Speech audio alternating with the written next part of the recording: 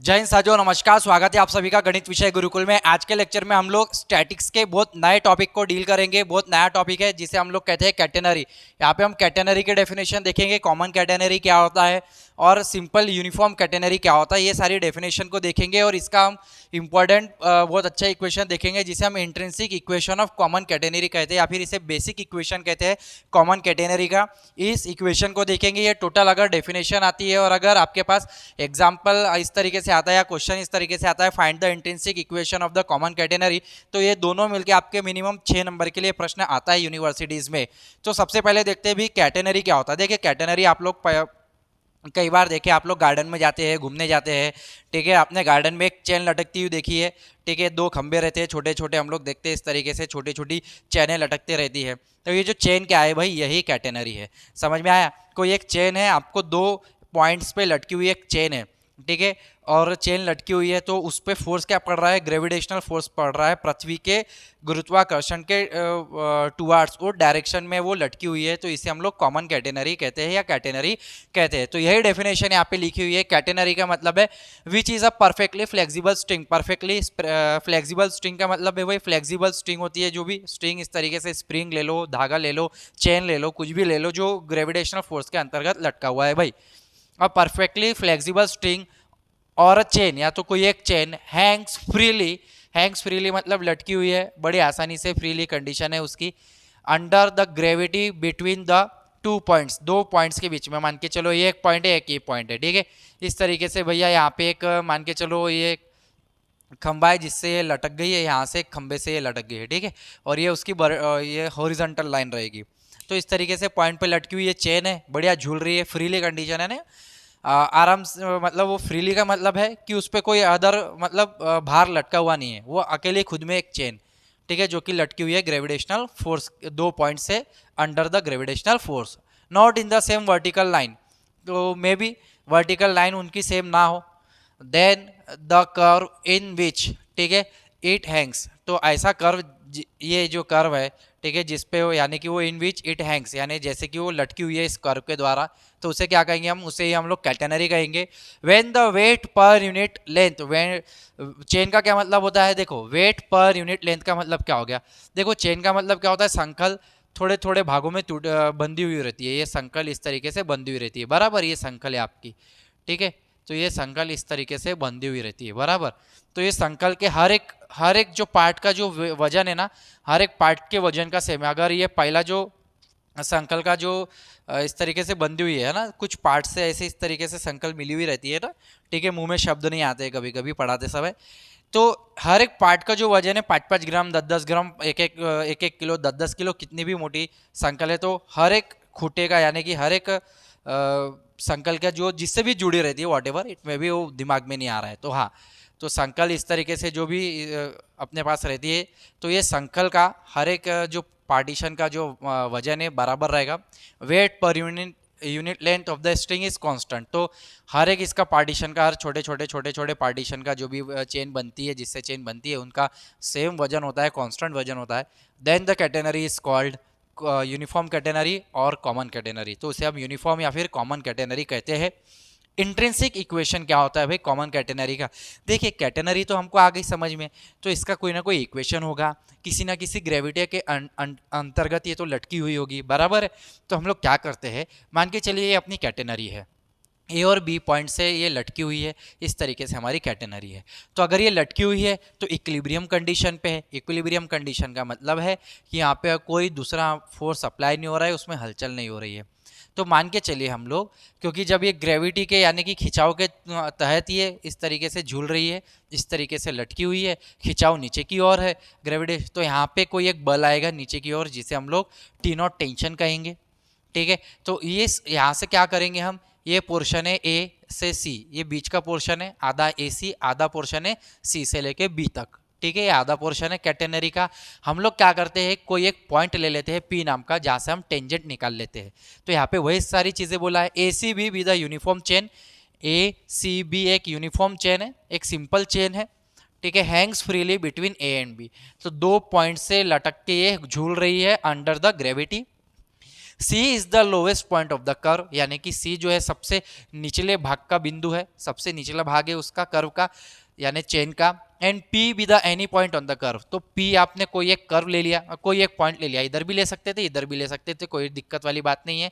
यहाँ से भी जो इक्वेशन आएगा वो यहाँ से भी आएगा, सिंपल। हम लोग हर एक पब्लिकेशंस में लेक्चर्स में आपको पढ़ाया जाता है, तो इधर साइड टेंजेंट निकल के पढ़ाया जाता है।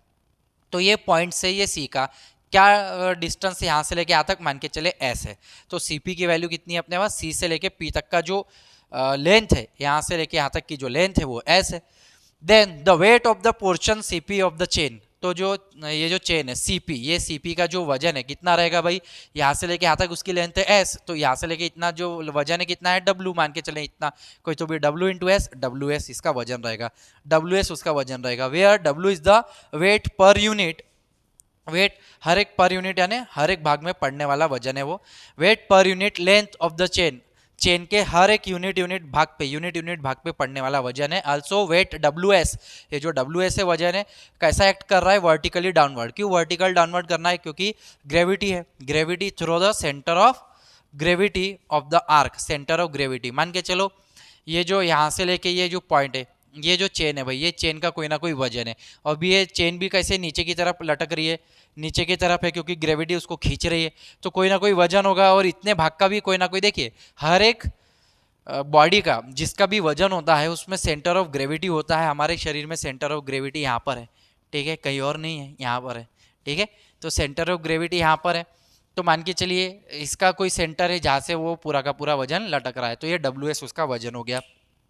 The portion CP is in equilibrium under the three forces, तो ये जो सीपी है क्योंकि ये इक्विलिब्रियम कंडीशन पे है, ठीक है, इक्विलिब्रियम कंडीशन को ही पढ़ रहे हैं, पूरे के पूरे हम स्टैटिक को पढ़ रहे हैं, मतलब हम इक्विलिब्रियम कंडीशन को पढ़ रहे हैं। तो इक्विलिब्रियम कंडीशन के अनुसार क्या है भाई, सीपी इक्विलिब्रियम में है अंडर द थ्री फोर्सेस, तीन फोर्सेस के द्वारा वो इक्विलिब्रियम कंडीशन पे है। पहला फोर्स यानी कि टेंशन क्या है, तनाव क्या है स्ट्रिंग में, टेंशन का मतलब है तनाव, कहीं ना कहीं तनाव आएगा, स्ट्रिंग है तो, ठीक है, फोर्स आएगा, तो tension T naught at the lowest point, तो टेंशन क्या है टी नॉट, ठीक है, सबसे निचले भाग पे जो लगने वाला बल है, फोर्स है, टी नॉट है, ठीक है, tension T naught at the lowest point. C acting horizontally, horizontally का मतलब है ये हॉरिजॉन्टल होता है और ये वर्टिकल होता है, तो हॉरिजॉन्टली का मतलब होता है एक्स एक्सिस के parallel. Tension T at point P along the tangent, तो इस पॉइंट पी से निकलने वाली, क्योंकि एक कर्व है, कर्व पे अगर कोई पॉइंट ले लिया है तो पॉइंट से तो टेंजेंट पास हो सकती है, तो इस पॉइंट से जो टेंजेंट पास हो रही है, ठीक है, इस पॉइंट से वहाँ उसमें भी एक कोई ना कोई फोर्स है, क्योंकि नीचे की तरफ वजन जा रहा है। अभी हम लोगों ने बहुत सारे इसके पहले के लेक्चर्स में एग्जांपल देखे, यदि आपने देखे तो आपको डिटेल में समझ में आएगा एक एक एग्जांपल के बाद।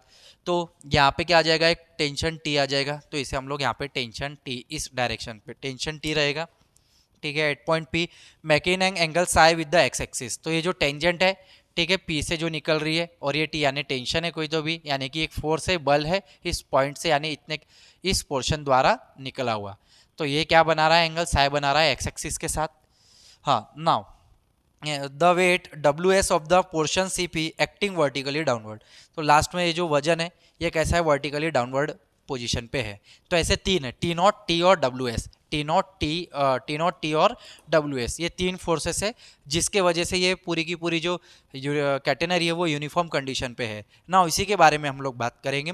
रिजॉल्विंग दिस फोर्सेस, ये रिजॉल्विंग का मतलब इसको सॉल्व करेंगे, ये जो तीन फोर्सेस है इनको हम लोग सॉल्व करके देखेंगे क्या फोर्सेस है, ठीक है। तो वर्टिकली यानी एक तो ये हॉरिजॉन्टल भी है और वो वर्टिकल फोर्स है, तो वर्टिकली और हॉरिजॉन्टली हम इसको सॉल्व करेंगे, क्या मिलेगा, देखिए हम लोग अगर इतने भाग को, ठीक है, इतने भाग को देखिए आप, टी को, ये जो है टी इधर जा रहा है, ये टी, ये जो टी है ना इसको अलग करके यहाँ पे रख दिया अपन ने, टी अलग करके रख दिया, तो इसका ये वाला ये एक्स एक्सिस भी है इसके पास, और यहाँ से निकलने वाला वाई एक्सिस भी है, तो टी यानी एक्स एक्सिस भी है, वाई एक्सिस भी है, तो टी से, तो जो वाई एक्सिस है उस पर क्या है, डब्ल्यू एस लटका हुआ है, तो यहाँ पे क्या होता है, देखिए ये फोर्स होता है, हम लोग ने बहुत बार देखा है इस तरीके से, ये होता है अपना आर, ये अपना होता है एक्स, ये अपना होता है वाई, ये जनरल बेसिक है। एक्स के इक्वल टू हम लोग क्या लिखते हैं, आर कॉस थीटा लिखते हैं कि नहीं, क्योंकि एंगल होता है थीटा, एक्स के बराबर आर कॉस थीटा, तो एक्स क्या है यहाँ पे, एक्स क्या है अपने पास, मान के चलो टी कॉस साई, ठीक है, इक्वल्स टू क्या आ जाएगा अपना T cos psi equals to T naught. यहाँ पे अभी यहाँ पे देखो ये कैसे आया, समझ लेंगे हम लोग। टी कॉस साई ये एक्स एक्सिस है, टी कॉस साई के बराबर क्या आ रहा है, टी नॉट आ रहा है। अगर इसी डायग्राम को मैं थोड़ा सा ये बेसिक इस तरीके की डायग्राम निकाल के समझाऊं आपको, तो ये टी नॉट है, ये साई और ये टी है, ठीक है। ये आपका एक्स एक्सिस है, एक्स एक्सिस को अपन ने टी नॉट लिखा है, तो टी नॉट के बराबर क्या हो जाएगा, आर, आर की जगह टी है, आर कॉस थीटा यानी cos psi, T not equal to T cos psi, T not equal to T cos psi आ गया। इस तरीके से इसका भी उपयोग करके, और सिंपल ये डायग्राम में ये टी नॉट है, ठीक है, ये टी नॉट है, ये तो अगर यहाँ पे ये टी आया, ये एंगल है साई, तो क्या बनेगा, यहाँ पे भी एंगल क्या रहेगा, साई। तो ये साई की वजह से क्या बनेगा, यहाँ पे ये एक्स एक्सिस वाला क्या होता है, T cos psi, Y axis वाला ऊपर क्या होता है, टी साइन साई। ये अपन ने सीखा है इसके पहले के एग्जाम्पल्स में, है ना। तो टी कॉस साई के बराबर क्या दिख रहा है, टी नॉट दिख रहा है, यानी इसको इक्वल लिखा है। और T sine psi same Y axis पर क्या है, डब्ल्यू एस, इसलिए इसको इक्वल लिखा है, ठीक है। और अलग से अगर इसे हम सॉल्व करेंगे, जैसे टी नॉट को यहाँ पे सॉल्व किया, T not equal to T cos psi, तो भी वही आ रहा है। और फिर अगर हम इसको और सॉल्व करेंगे तो दूसरे ये y के थ्रू अगर सॉल्व करेंगे तो भी अपन को यही वैल्यू मिलेंगी। तो बहुत आसानी से हम लोगों ने इक्वेशन 1 इक्वेशन 2 लेकर आए। इन दोनों को डिवाइड कर देंगे, T T cancel, sine by cos क्या हो जाएगा, 2 को 1 से डिवाइड करेंगे, साइन बाय कॉस क्या हो जाएगा 10, W S by T naught हो जाएगा, ठीक है, W S by T naught. Tension T naught at the lowest point C, ये जो टी नॉट है, अब टी नॉट की कोई ना कोई वैल्यू होगी। अब टी नॉट की वैल्यू क्या है, देखो टी नॉट कहाँ पर है, सी पॉइंट पे है ना, सी पॉइंट यानी सी पॉइंट उसका एप्लीकेशन ऑफ फोर्स का एप्लीकेशन पॉइंट है, जहाँ से ये फोर्स यानी कि टी नॉट निकल रहा है, समझ में आ रहा है। तो टेकन इक्वल टू द, ये जो टी नॉट है इसको हम किस तरीके से इक्वल बताएंगे, equal to the weight of the length of the chain. तो weight of the length of the, weight है और लेंथ कितनी है उसकी, उसके हिसाब से हम लोग लिखेंगे weight into length of the chain. तो यहाँ पे आ जाएगा डब्ल्यू सी, टी नॉट को हम लोग लिखेंगे, तो टी नॉट की वैल्यू आ गई, it is equal to weight of length C of the chain, length C of the chain. इस तरीके से आपको ध्यान में रखना है, लेंथ कितनी है पूरी इसकी चेन की, C of the, T not equal to W C आ गया। टी नॉट की वैल्यू डाल देंगे यहाँ पे, W C, W W cancel हो जाएगा, एस बाय सी आ जाएगा। तो S इक्वल टू सी इधर जाएगा, तो S इक्वल टू क्या मिला आपको, सी टेन साई। ये हो गया भाई आपका इंट्रिंसिक इक्वेशन, और ये आपका बेसिक इक्वेशन है, ये सिंप्लीफिकेशन है, ये मेन इक्वेशन है आपका कैटेनरी का।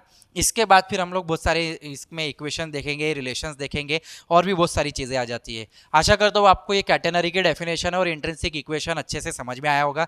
यदि आप सभी को विद्यार्थियों, आप सभी को ये लेक्चर समझ में आया है तो ज़्यादा से ज़्यादा विद्यार्थियों तक शेयर जरूर करें, क्योंकि आपके एग्ज़ाम बहुत नज़दीक है, मेरे ख्याल से 1-2 दिन में आपका एग्ज़ाम है, ठीक है। तो अगला लेक्चर हम लोग बहुत जल्दी लेंगे, मिलते हैं अगले वीडियो में। ज़्यादा से ज़्यादा विद्यार्थियों तक शेयर जरूर करें, क्योंकि हमारा मानना है ज्ञान बांटने से ही बढ़ता है। मिलेंगे अगले लेक्चर में। जय हिंद, जय भारत, वंदे मातरम साथियों, धन्यवाद आप सभी का।